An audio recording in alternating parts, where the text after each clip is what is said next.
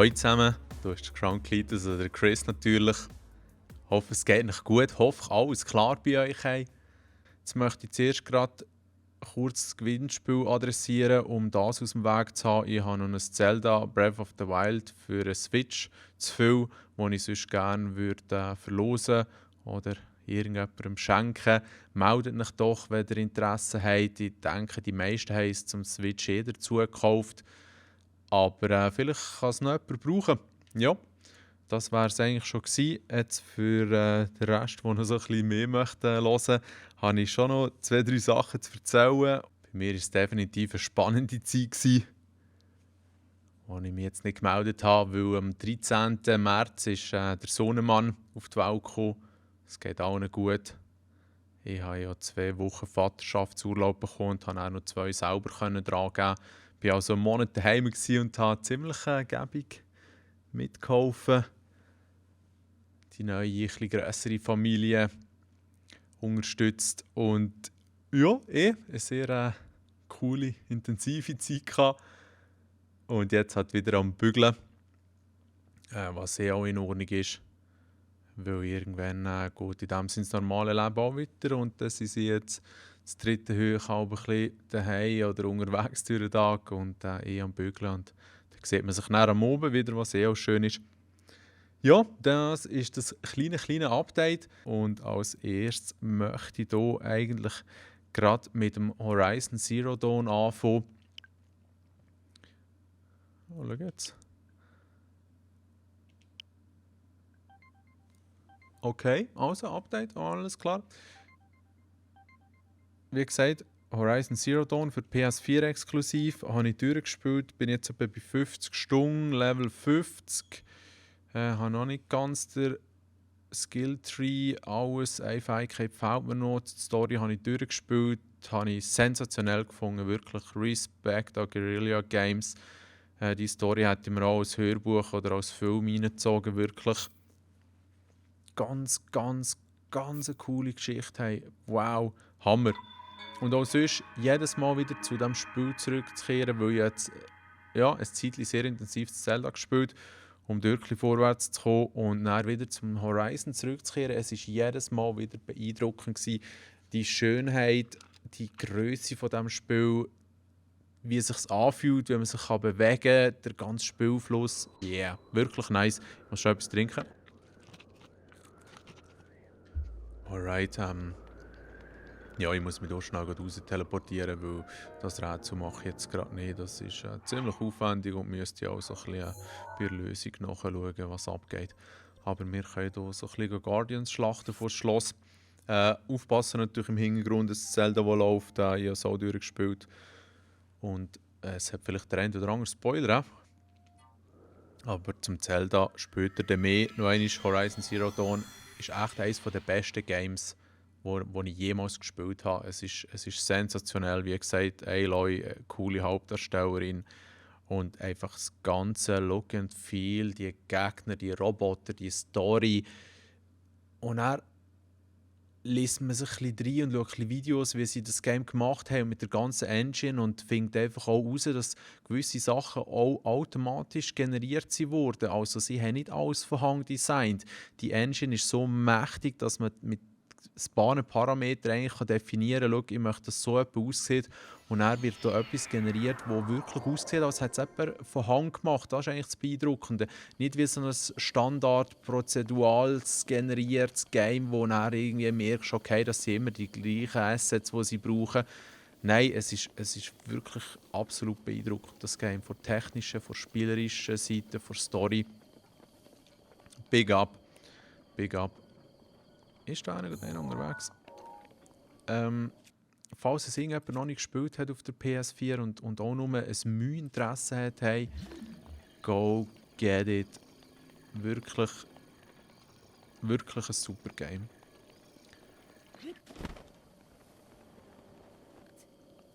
Was auch noch ziemlich beeindruckend könnte werden, ist ja die Scorpio von Microsoft. Die neue Version von Xbox One. Und was sie gezeigt haben, das Ding hat ja ordentlich Dampf, hat auch ein paar sehr coole Features, wie eben... Oh, ich muss da schnell verschwinden. wie eben auch HDMI 2 FreeSync, was ja dann mit dem Display zusammen... Hoppala, der verbrötelt mich hier gäbig, der Burst. Jetzt kleffelt es gerade wieder und checks, ja. Easy. Ich bin hier gut ausgestattet. Wenn wir dann noch einmal bremsen hier in seiner Machenschaft. Man wird eben gleich noch recht brötelt in diesem Game. So, come on, jetzt hat es nicht aufgeladen. Jetzt. Alright. Jetzt haben wir noch Bereiche, genau. Machen wir den nochmal. Und so kann man die Guardians ziemlich easy metzgen. Yep. Okay, ich bin hier so ein bisschen am Farmen nach diesen kleinen Cores, aber die sind relativ rar, komischerweise, in meinem Game. Ich finde fast nie von denen. Andere finden grosse Mengen, ein bisschen gespässig, aber das RNG hier. Ja, eben Scorpio kann wirklich spannend werden. Wird ja scheinbar um die $500 kosten, was noch nichts heisst für uns. Aber ja, das Problem, das ich ein bisschen habe, und da geht es jetzt nicht darum, irgendeinen Konsolenkrieg auszulösen, weil ich habe zum Glück alle daheim und bin auch immer interessiert an sehr performanten Geräten. Aber gleichzeitig ist es halt einfach so, dass so ein bisschen Games fehlen. Und ich denke, dort tun wir die Xbox-Gamer schon ein bisschen zustimmen, was Sony momentan Exklusives hat und auch im Verlauf des Jahres. Da muss Microsoft an E3 schon noch etwas ankündigen, um die Leute auch anzulocken. Weil eben, sonst wird das schwierig in meinen Augen. Die Scorpio kann auch noch so Power haben, aber wenn am Schluss einfach keine coolen Exklusivtitel hast, hey, dann wird es richtig schwierig. Ja, ich bin gespannt und ich hoffe ganz fest, dass Microsoft ein paar richtig coole Games ausschüttet, rauslässt an E3 und somit eigentlich ein Spielerlebnis für die Scorpio-Käufer generiert, wo so wert ist, so viel Geld zu investieren. Und man kann jetzt auch sagen, schau, PS4 Pro ist ja ihr Geld auch nicht so wert gewesen, weil bei so vielen Games, 3 Cores, oh geil. Bei so vielen Games macht es ja gar nicht so einen grossen Unterschied, aber ich muss einfach sagen, gerade für PlayStation VR, das habe ich schon ein paar Mal erwähnt, durch jedes Frame, jede höhere Auflösung ist eigentlich eine Investition wert, weil das sorgt für ein besseres Spielerlebnis. Und als Bonus habe ich auch noch gewisse Games, die auch ein bisschen besser aussehen. Also ja, für mich hat sich das Ding gelohnt, aber ich kann es verstehen, wenn die einen oder anderen immer noch Vorbehalte haben. Und darum wird Scorpio sicher besser gerüstet sein, weil es wirklich massiv mehr Performance hat und richtig geile Features scheint und coole Bauform und sehr interessante Kühltechnik. Ja, es wird sich zeigen, es gibt einen spannenden Herbst, aber ich habe das Ding noch nicht vorbestellt und ich weiss auch nicht genau, was mich davon überzeugen kann, das zu machen. Ich muss ja gar nichts kaufen in diesem Sinn. Aber ich würd mir sie gerne holen, wenn es so etwas gibt, was sich wirklich dafür lohnt. Und wenn dann einfach die bestehenden Games besser aussehen, ist das schon in Ordnung. Aber wie gesagt, die Exklusivtitel, die fehlen einfach schon ein bisschen. Das Gears of War interessiert mich leider nicht, Halo auch nicht. Ja, Forza selber weniger, aber Forza Horizon auf jeden Fall. Darum habe ich eine Xbox One. Aber eben ja, dann hört es schon ziemlich gäbig. Und wie schon erwähnt, ich bin sehr gespannt auf die E3. Ja, die ist ja schon im Juni näher, also die lösen sich in dem Sinn nicht wahnsinnig Zeit mit. Das ist eben so ein Glitch, was es gibt, dass die sich einfach in den Boden fallen. Geil. Es sind schon ein paar Sachen gepatcht worden, aber da ist noch drin. Alright. Ja, eben Juni. Ach 11., wenn ich mich nicht täusche. Wird spannend, wie jedes Jahr. Ja, und sonst schalten wir jetzt halt einfach mal, was ich hier im Hintergrund am zeigen bin. Das ist eben das Zelda Breath of the Wild im Docked Mode beim Switch. Und es ist schon noch abgefahren, das Horizon, wo ich eben 50 Stunden gespielt habe. Das Zelda, wo ich jetzt 80 Stunden, glaube ich, habe. Ja. Der Sohnemann, der auf die Welt ist gekommen, es ist wirklich ein abgefahrener Monat gewesen. Und meistens habe ich halt so zwischen Mitternacht und 3 Uhr am Morgen gespielt und bin dann ein paar Stunden gepfusen. Und ja, zum Glück schläft er eigentlich einigermaßen gut, da können wir gar nicht klagen. Und von dem her ist dann der Tag dann vielleicht um 7 Uhr weitergegangen und ist man müde, aber ja, es läuft dann so viel, da kann man sich schon irgendwie durchhangeln und vielleicht macht man dann auch zwischendurch ein Mittagsschläfchen mit den Kids. Darum, ja, schon auch ein bisschen gamen. Und gerade allgemein möchte ich eigentlich sagen, ich liebe das Ding. Nintendo Switch ist eine richtig, richtig geile Konsole für mich persönlich, weil das Ding im Handheld-Modus, im Mobile-Modus, das Zelda läuft ausgezeichnet so. Ich spiele es fast lieber im Mobile-Modus, weil es noch ein bisschen bessere Performance hat, lustigerweise. Und obwohl es nur 720p ist, weil der Screen auch 720p ist, es sieht einfach schon sehr scharf aus. Ja, ja. Und man kann es überall spielen. Eben, nach 3 Stunden musst du das Ding wieder laden, was schon nicht massiv ist, aber das spielt mir dann gar keine Rolle. Da kann ich im Haus kurz hier einen Moment zocken, eine Viertelstunde da schnell. Es ist wirklich eine super, super Maschine für jemanden, der halt auch eine Familie hat, für einen Familienvater, sage ich jetzt mal. Und so richtig grosse Konsolengames auf so einem mobilen Gerät können zu spielen, finde ich halt gerne noch beeindruckend. Ja. Jetzt nicht zum Bluffen, aber schnell zum Zeigen, haben wir auch ein paar Games geholt. Und zum Teil noch nicht wahnsinnig viel gespielt. Shovel Knight muss ich auf jeden Fall noch Zeit investieren. Das ist ja schon ein sehr cooles Game. Habe ich auf dem PC auch einiges gespielt. Super Bomberman, das sagt ohne Ende. Da muss ich ganz ehrlich sein, das sieht richtig beschissen aus. Ja, Multiplayer macht es etwas her, aber das Game, das hätte ich mir nicht müssen kaufen, muss ich ehrlich sein.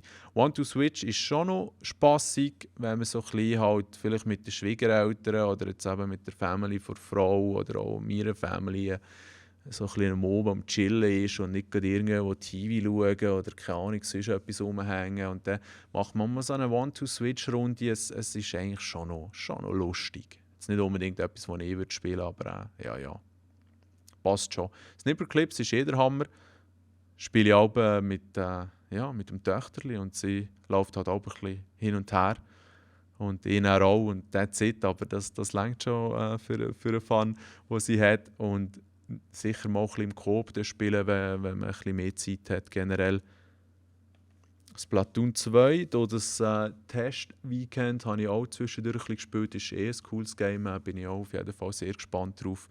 Ich bin halt einfach der grosse Roller, der so ein bisschen alles einfärben und nicht unbedingt der Skiller, der alle abballern kann. Aber eben auch so trägt man zum Sieg vom Team bei. Das ist schon sympathisch, wirklich. Und das kann ich auch spielen, wenn die Kleine rum ist. Also das ist wirklich auch sehr familientauglich. Snake Pass gibt es ja auch auf allen Plattformen, PC, Xbox, PS. Ist ein cooles Game, wo man einfach eine Schlange ist. Und sie haben es sehr cool gemacht, finde ich. Von der Physik können man sich auch um Sachen wickeln und bewegen. Mal etwas anderes, durchaus auch zu empfehlen, halt auch mit der kleinen lustigen Sache. Etwas, was weniger ist für die Kleinen, ist jetzt Metal Slug. Das kennt ihr sicher auch, so ein kleines Ballerspiel auf dieser mobilen Konsole. Ein Neo Geo Game auf einem mobilen Gerät, das wirklich gut läuft. Oder so, wie es halt auch läuft in der Realität auf dem Originalgerät, ist richtig spassig. Fast Racing RMX, das ist ja das Wipeout-mässige Game, finde ich auch richtig gut gemacht. Hey, das Game sieht allererste Sahne aus, wenn es so richtig schiffert und blitzt und donnert und 1080p und 60 Bilder pro Sekunde, der rebelt es einfach. Also, eben, wenn man weiss, wie programmieren, kann man schon einiges aus dem Switch rausholen. Waku Waku 7 habe ich noch nie gespielt, ist einfach ein Prügelgame mit sehr abgefahrenen Charakter. Habe ich nur schon wegen dem mal ausprobieren. Metal Slug 3 natürlich mit den Wegen, die sich verzweigen. Noch einmal ein viel cooleres Game als der erste Teil. Und hier Alpha Mission 2 hätte ich mir, glaube ich, auch sparen können. Bin irgendwie nicht so warm geworden. Einfach so ein Ballerspiel mit Raumschiff und so, wie man es halt kennt, früher aus der Arcade. Dann hier eine kleine bis mittlere Frechheit. Lego City Undercover, wo vor ein paar Jahren auf Wii U ist rausgekommen. Dort habe ich es nicht so ansehnlich gefunden, halt wegen der Auflösung und habe gedacht, ja, easy, eigentlich wäre es noch ein cooles Lego-Game, aber ja, es gefällt mir echt irgendwie gar nicht so. Und jetzt haben wir 1080p Auflösung, ein bisschen bessere Performance. im Docked-Mode, weil im mobilen Modus ist es richtig leid. Hey, dort geht es alle ab auf 20 Bilder pro Sekunde und loggt dort nach, bis es sich wieder beruhigt. Und mir wird es zum Teil fast übel, wenn sich dann alles so leid bewegt. Und ich bin vielleicht schon ein bisschen empfindlicher als jetzt andere, aber das spielt eigentlich gar keine Rolle. So eine Performance im Mobile-Modus ist eigentlich nicht akzeptabel und zum Glück ist es eben dockt, ist es dann in Ordnung vor Performance, aber das Game selber, eben, ja, es sieht jetzt besser aus, es ist dadurch spielbarer für mich, aber es ist echt fast ein bisschen langweilig oder ja, ich weiß auch nicht genau. Auch da muss ich sagen, bin ich nicht so warm geworden. Im japanischen E-Shop und mittlerweile auch bei uns kann man das Puyo Puyo Tetris abladen. Puyo Puyo ist ja von Sega, eigentlich auch so eine Tetris-Art und das Tetris kennt natürlich jeder und das kann man dann miteinander gegeneinander spielen, mit einer spielt Puyo Puyo, dieser Tetris oder beide Puyo Puyo, das spielt ja keine Rolle. Und ist noch funny, kann man auch easy mit der Frau mal eine Runde spielen, wer kann schon nicht ein bisschen Tetris zocken und das ist auch perfekt im Mobile-Modus, da kann man beide Joy-Cons an der Seite drauf nehmen und auch mit meinen etwas grösseren Hängen, das geht also übelst gute Steuerung. Blaster Master Zero ist als Remake vom NES Blaster Master. Cooles Game, zum Teil richtig geiler Soundtrack, spiele ich gerne. Und hier jetzt eben der Obermammut, das Zelda Breath of the Wild. Es ist ein Übergame. Alle loben es und ich finde zu Recht. Der ein Kollege spielt es auch sehr, sehr intensiv. Hat jetzt, glaube ich, fast 3-mal so viel Zeit, wie er investierte fast. Und wenn wir alle zusammen texten, was wir so erleben, so, es ist wieder wie früher. Seht ihr, der Hing ist wieder rausgeglitscht und runtergefallen. Es ist wieder wie früher, wo man sich so ein bisschen erzählt hat, was man in den Games macht, um zu schauen, wie man weiterkommt und so. Weil, wenn man so ein bisschen von den Lösungen, und ich habe mir ein schönes Lösungsbuch dazu gekauft, das ich das irgendwann auch habe nutzen, aber wenn man dort so ein bisschen weggeht, davon sich weg hat und auch die Videos nicht schaut, hat man einfach wirklich ein Erlebnis wie früher, wo man in dieser offenen Welt rumläuft und jeder erlebt ein bisschen etwas anderes, weil jeder macht es ein bisschen auf seine Art. Und ja, wenn man jetzt nicht gerade dem Hauptstory-Strang nachfolgt, dann ist es schon so, dass halt laufst du mal hier, laufst du mal dort her, machst du mal dieses, machst du mal jenes. Es ist ein beeindruckendes Game. Eigentlich sollte ich das nicht machen mit der scheiß Stasis, weil ich ja die Kurse eigentlich farmen sollte. Aber immerhin können sich so meine Fähigkeiten ein bisschen aufladen, das ist auch hilfreich. Also, ja, Ewigkeiten gespielt. Ich habe zum Beispiel so ein bisschen, wie ich es immer mache in den Open World Games mit den Towers, zuerst mal in die Türme besteigen, um mir eine gute Übersicht zu verschaffen, halt auch Minimap oder halt Map kennenzulernen, so muss ich sagen. Und so hatte ich auch ein sehr interessantes Erlebnis gehabt, eins nach dem anderen Zeug zum Erzählen, Geschichten zum Erzählen und das ist eigentlich wirklich das Geniale an diesem Spiel. Hey. Und ja, es gibt Leute, die es nicht so cool finden, vor allem eben gerade, weil die Waffen kaputt gehen.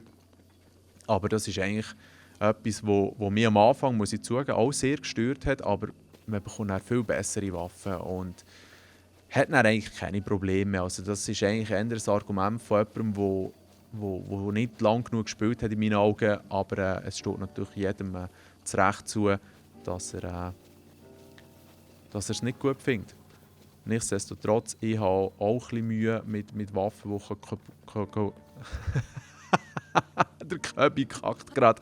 Nein, die ganzen Waffen, die kaputt gehen können. Und von dem her, wie gesagt, bin ich am Anfang auch ein bisschen abgeneigt gewesen, aber das ist in Ordnung. Es ist in Ordnung, es ist gut eingebaut vom Game Design. Super. Es hat coole Nebenmissionen. Man ist so frei in dem, was man macht. Ja, wirklich voll des Lobes und ich spiele es immer wieder gerne, weil ich auch gerne in die Welt abtauche. Es ist ein Hammer-Game. Es ist echt ein ganz geniales Spiel. Und wer hätte es gedacht, um ehrlich zu sein, das einzige Zelda, das ich jemals durchgespielt habe, ist das Link's Awakening auf dem Game Boy noch.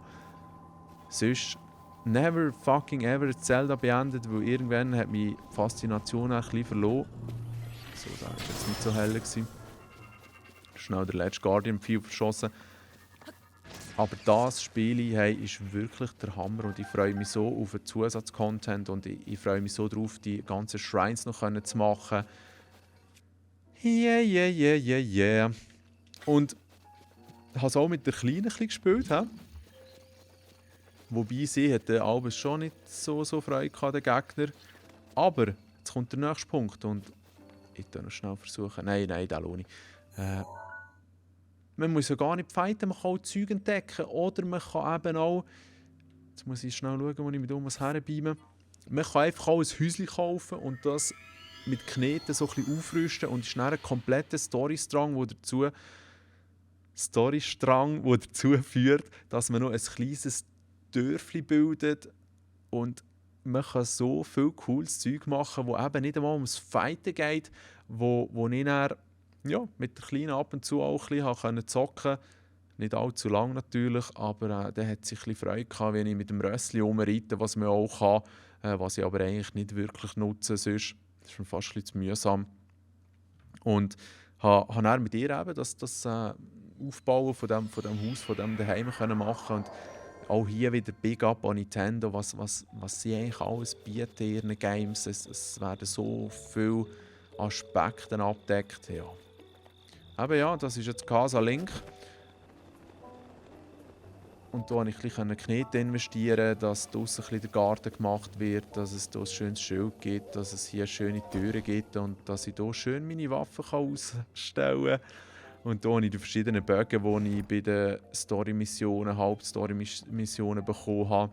Die verschiedenen Waffen, die ich eben auch von diesen Guardians geschenkt habe bekommen. Spezielle Schilder. Und die kann ich dann holen und brauchen. Und wenn sie kaputt sind, sind sie auch kaputt. Aber die besten Sachen kann man sich dann mit Materialien auch wieder machen, habe ich verstanden. Und wenn ihr euch dann eben anschaut hier, ich meine, ich habe mittlerweile einige Waffen, die auch ziemlich viel Schaden machen. Viele Bögen, ein paar gäbige Schilder auf jeden Fall. Und dann halt verschiedene Kleider und die haben dann verschiedene Fähigkeiten. Man kann die auch unterschiedlich einfärben. Es ist so, dass man dann auch Setboni bekommt. Wenn ich jetzt hier zum Beispiel gerade, habe ich vorhin mit meinem Anzug. Aber wenn ich hier den Schleichanzug montiere, ist es so, dass ich in der Nacht schneller laufen kann. Eben beim Guardian-Anzug ist es so, dass die antiken Waffen länger haben. Es gibt dann auch noch Masken, die ich anlegen kann, um mich als Gegner in dem Sinne zu tarnen. Es gibt originale oder alte Zelda-Kleider, die man über die Amiibos freischalten kann. Und die Amiibos kann man auch 24 Stunden nutzen und die das Zelda-Thema haben, also Zelda, Link, Ganondorf, Guardian, Boglings oder wie sie heißen, all die Sachen, der Toon Link, der Ocarina of Time Link, die geben dir alles so wicked Zeug und nichts, was die wirklich besser macht, aber wo halt einfach noch schön aussieht, mehr so kosmetisch. Es gibt dann auch noch eine Schatztruhe mit jeweils einem guten Gegenstand oder viele irgendwie Explosive oder whatever, Rubine drin. Das macht schon noch einiges einfacher und eben ja, alle 24 Stunden habe ich mir die Dinge gegeben und haben mir so auch ein bisschen das Leben können erleichtern. Wenn jetzt jemand Hardcore spielt, nutzt er die Amiibos natürlich gar nicht. Das ist jedem freigestellt, ja genau. Eben, da haben wir noch die Feuerrüstung, um in der Vulkanwelt rumzuziehen. Und als Set werden dann meine Waffen auch fireproof, weil die sonst auch anfangen zu brennen. Das ist zu den Kleidern und dann gibt es die ganzen Ingredients, die man sammeln kann. Und aus denen kann man dann Zeug kochen und sich panzern und mehr Schaden machen und eben Feuerschaden verringern und gegen die Hitze und Kälte und gegen Blitzschaden. Es ist amazing und du musst das Ganze nicht machen. Du kommst schon gut durch, wenn du die fast nicht nutzt. Aber wenn du das eben machen willst, es ist so cool implementiert. Also, das Game, es ist wirklich immer wieder beeindruckend. Auf eine andere Art als Horizon Zero Dawn. Aber eben auch hier zu Zelda, es ist wirklich eines der besten Games, die ich jemals gespielt habe. Und die sind fast zur gleichen Zeit rausgekommen. Das tut mich gerne noch draus. Ja. Wirklich eine coole Angelegenheit zum Zocken. Da wird es einem definitiv nicht langweilig momentan. Das Ukulele ist jetzt auch noch rausgekommen. Leider noch nicht für eine Switch, aber Xbox, PS und PC. Dort habe ich auch bei Kickstarter mitgemacht und die PC-Version jetzt bekommen. Die läuft natürlich nice mit 60 Bilder pro Sekunde und auf meinem 21:9 Screen schön breit. Aber ja, irgendwie eben die Kamerawahl so ein bisschen drüber klagen, ist wirklich nicht so nice. Jedoch finde ich es sonst richtig geil. Also es ist wie ein Banjo-Kazooie auf dem Nintendo 64 und genau das haben sie eigentlich versprochen im Kickstarter und darum bin ich ein bisschen erstaunt, dass jetzt auch, oder auch viele so ein bisschen pardon, unzufrieden sind mit dem Game. Ich finde es einen richtig geilen Flashback an die Zeit und es sieht herzig aus. Eben, ich kann so wieder mit der Kleinen ein bisschen spielen. Das ist für mich halt einfach mittlerweile schon ein grosser Faktor und ja, das führt dazu, dass das Game schon noch ziemlich gespielt wird. PlayStation VR ist jetzt gerade irgendwie so ein Plotstar Arena rausgekommen oder so, wo man mit einem kleinen Raumschiff gegeneinander kämpft. Halt schon wieder so ein Cockpit, wo drinnen hockst und so ein bisschen rumschaust und schiessst. Ja, ich bin leider gerade ein bisschen VR-müde, weil eben nach dem genialen Resident Evil 7 ist jetzt wieder nichts und ich bin gespannt auf das Farpoint, das da kommt. Ich bin gespannt ja, auf das, was vielleicht dann hoffentlich vom Vive mal jetzt noch kommt. Es ist eben schon ein bisschen eine Dürre momentan, wenn es um coole VR-Games geht, in meinen Augen. Aber es gibt die gerne noch geflasht sind und ich freue mich darauf, das Ding wieder ab und zu anzulegen. Aber eben gegen ein Horizon Zero Dawn oder auch ein Zelda kommt das auch nicht an, wirklich nicht.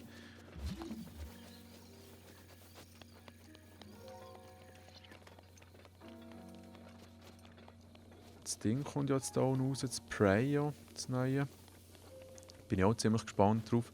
Der Mick Gordon, der auch den Doom-Soundtrack gemacht hat, macht auch dort den Soundtrack. Schon nur wegen dem ist es eigentlich ein Kaufgrund. Aber einfach auch vom Spiel scheint das noch interessant zu werden. Also, kann gespannt sein. Jetzt bin ich gespannt, wie der das macht mit seinem Kacklaser. Ja, das Ding, das trifft mich eben gäbig. Das trifft mich gäbig da. Komm, Schiessbüschli. Dann können wir das beenden. Nein! Nein! Aha, okay, es hat seinen Strahl reflektiert, aber es hat gerade mein Schild genommen.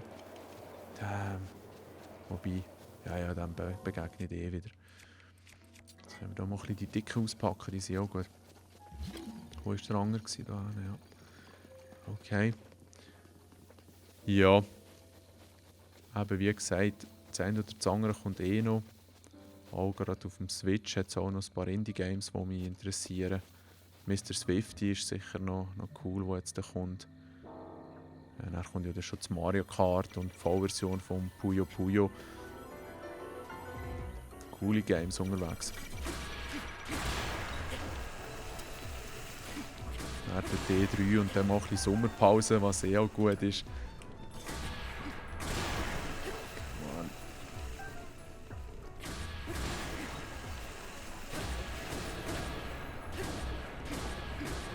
Ja, eben das ist das Master-Schwert, das ich hier habe.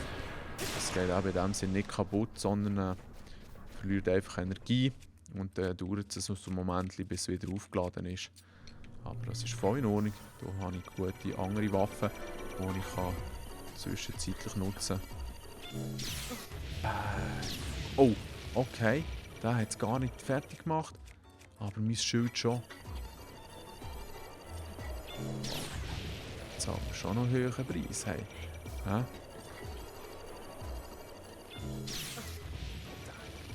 Der nimmt es gar nicht, der Keil. Das muss ich ein bisschen zurückschleudern. So, jetzt hat es ihn aber sauber. Ja,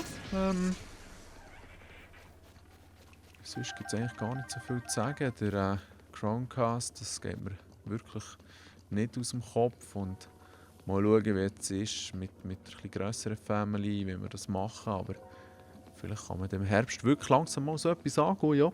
Es wird sich zeigen. Ich halte mich sicher auf dem Laufenden.